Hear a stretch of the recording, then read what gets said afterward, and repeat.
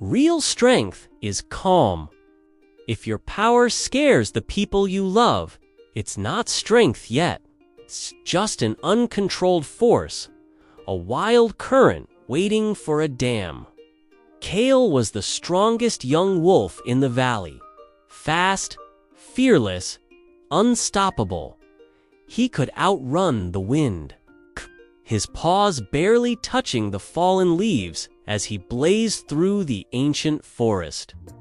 His breath was sharp, his eyes intense, always locked on the horizon. When he ran, the world blurred into a symphony of green and brown, and he was the conductor. His pack watched him with a mixture of respect and a silent, unspoken caution. They saw the raw potential, the unbridled energy that promised greatness. He was their champion, their fastest hunter, the one who never backed down from a challenge. In their eyes, he was the future, a force of nature personified. But his anger was faster than his thinking. Small mistake, a misplaced word, a minor inconvenience, any of these could ignite a storm within him. It was a flash fire, consuming reason and leaving only raw, reactive emotion. During a simple training exercise, a younger wolf fumbled a move. It was a minor error, part of the learning process, but Kael's patience snapped. A low growl rumbled in his chest, his lips pulling back in a snarl that was far too harsh for the situation. The young wolf flinched, the lesson forgotten, replaced by a sudden jolt of fear. Kael believed that being loud meant being strong. He mistook the fear he inspired for respect. When he entered a clearing, other wolves would lower their heads, their gazes dropping to the ground. They would give him a wide berth, stepping back to let him pass. He saw this as a tribute to his dominance, a clear sign of his alpha status. He didn't see the subtle language of their bodies, the flattened ears, the tucked tails. He didn't understand that they weren't honoring him. They were avoiding a threat. He was a storm they prayed would pass without breaking over them. Over time, the distance grew. Space around him became a self-imposed exile. Even his closest friends, those who had grown up with him, began to keep their distance. The easy camaraderie they once shared evaporated, replaced by a tense formality. Soon, Kael started eating alone. He would sit at the edge of the clearing, chewing his food in silence, while the sounds of laughter and shared stories drifted over from the main group. The sound was a painful reminder of what he was losing, a community he was slowly being pushed out of, not by their choice, but by his own actions. He told himself they were weak. He rationalized their behavior as a flaw in their character, not his.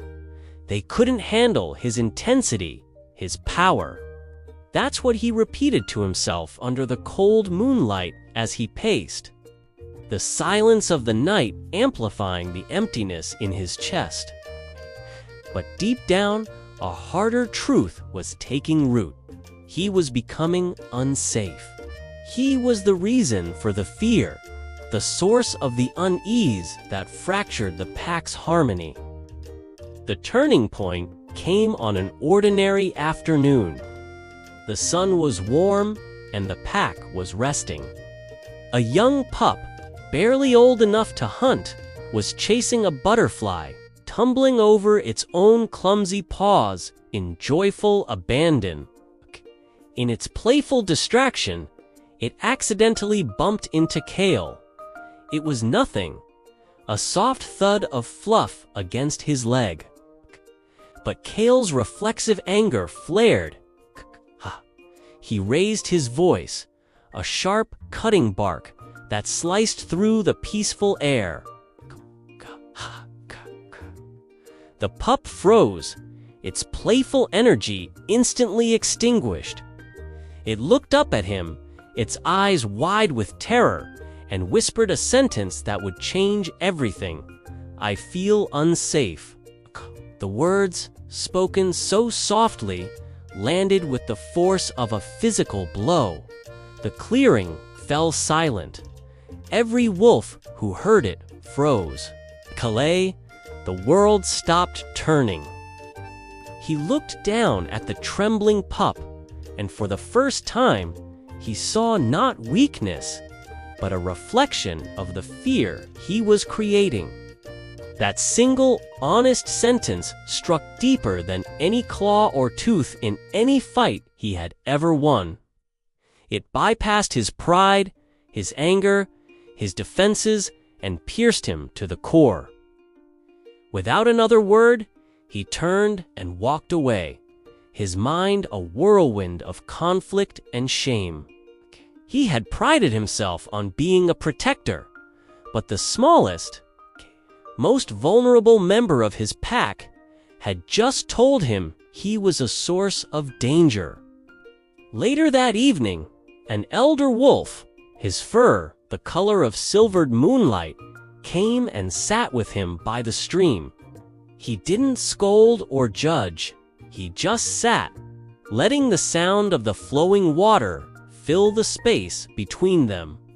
"Power is easy," the elder said, his voice as calm and steady as the current. "It's the first thing a wolf learns: how to run, how to bite, how to be strong. Control is rare. That is the mark of true strength." He looked at Kael, his ancient eyes filled with a deep understanding. He taught Kael a simple practice, a way to build a dam against the flood of his anger. He told him to breathe. When you feel the heat rising, just stop, inhale deeply, and count to 5. 1, 2, 3, 4, 5. And in that space, in that intentional pause, you find your power. Not the power to react, but the power to choose. You can choose your response. You can choose calm. You can choose kindness. Kael began again, this time quietly. He started with the breath. When another wolf made a mistake, he felt the familiar spark of irritation, but he paused. He breathed. He counted. And instead of shouting, he offered guidance. He started winning small, daily victories. He paused before speaking, choosing his words with care. He learned to listen, truly listen, not just wait for his turn to talk. He started to help instead of dominate. He showed the younger wolves how to track, his voice low and encouraging. He used his strength to clear fallen branches from a path, not to intimidate his packmates. His eyes, once always intense and challenging, began to soften.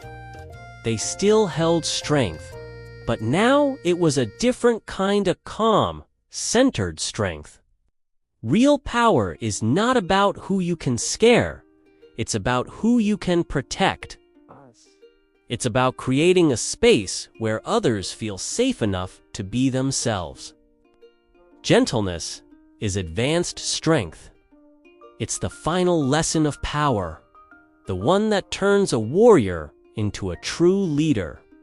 Kael finally understood. His strength wasn't for him alone. It was for all of them. And as he walked beside the little pup under the warm light of a new sunrise, he was no longer just the strongest wolf. He was their guardian,